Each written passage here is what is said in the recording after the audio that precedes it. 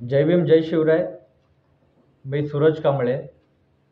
विरार शहरामध्ये 26 तारखेला रात्री 11:30-12च्या दरम्यान नारंगी रोड विजयनगर येथील रमाबाई निवास पूर्णपणे कोसळलं आणि ती बिल्डिंग कोसळल्यामुळे 9 जण जखमी झाले आणि 17 जणांचे मृत्युमुखी झाले. त्या प्रसंगी माहिती पडताच सर्वप्रथम त्वरित धावून आलेले आमचे माजी आमदार क्षितिजदादा ठाकूर यांनी त्या घटनास्थळी प्रत्यक्ष धाव घेतली आणि त्या बिल्डिंग कोसळलेल्या ठिकाणी अडीअडचणीमध्ये त्यांनी सर्वप्रथम त्या ठिकाणी स्वतःहून त्या खंडारामध्ये पोचले आणि त्यांनी त्या ठिकाणची शहानिशा केली. NDRFची टीम, महानगरपालिकेची टीम, पोलीस प्रशासन त्या ठिकाणी पोचले आणि ज्या जखमींना सर्वप्रथम जे रुग्णवाहिनीमध्ये पोचवलं ते सर्व रुग्णवाहिनी त्याला क्षितिजदादांनी उपलब्ध करून दिली.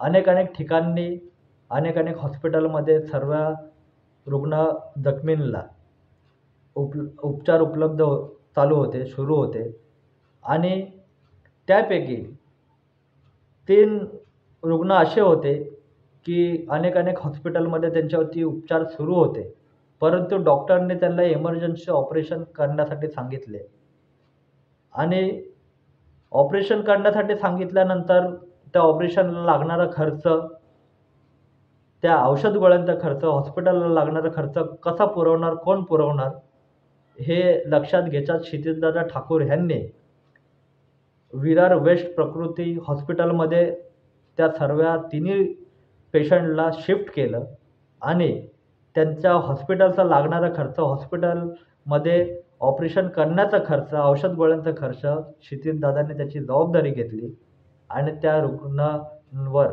ऑपरेशनचा खर्च क्षितिजदादांनी केला. आणि ह्या घटनास्थळी अनेक नेते मंडळी आले, अनेक फाउंडेशनचे, अनेक पक्षाची लोकं आली. प्रत्येकाने आश्वासनं दिली. कोणी व्हिडिओ काढल्या, कोणी प्रेसवाल्यांना बाईट केल्या आणि अनेक नको त्या आश्वासनं दिली. परंतु एकमेव आमदार, बहुजन विकास आघाडीचे आमदार क्षितिजदादा ठाकूर ह्यांनी कुठल्याच पत्रकारांना बाईट न देता, कुठलाच फोटोशूट न करता, कुठलाच व्हिडिओ न काढता एक माणुसकी दाखवली आणि त्या माणुसकीच्या हेतूतून लोकांना ज्या संकटाकाळी मदत लागणार होती ती मदत क्षितिजदादा ठाकूर यांनी पुरवली, पण कुठलाच दिखावा न करता. कारण जे संकट लोकांवर आलं होतं त्या संकटासाठी मदत करण्यासाठी माणुसकी ही एक जाण क्षितिजदादांनी ठेवली आणि त्या लोकांना मदत केली. तिथल्या लोकांसाठी खाण्यापिण्याची सोय, तिथल्या जखमींवर हॉस्पिटलमध्ये उपचारांची सोय, त्या जखमींवर प्रशासनाने आणि क्षितिजदादा ठाकूर यांनी ॲम्ब्युलन्सच्या त्वरित सोयी त्या ठिकाणी उपलब्ध केल्या आणि त्या रुग्णांवर उपचार सुरू करण्यासाठी धावपळ केली. स्वतः क्षितिजदादा ठाकूर त्या रुग्णांसोबत हॉस्पिटलला गेले, त्यांचा आढावा घेतला, त्या रुग्णांवर लागणारे उपचार त्वरित कसे उपलब्ध होतील, कशा पद्धतीने करावे लागतील त्यांचा आराखडा काढला आणि त्यांना मदत पुरवली गेली.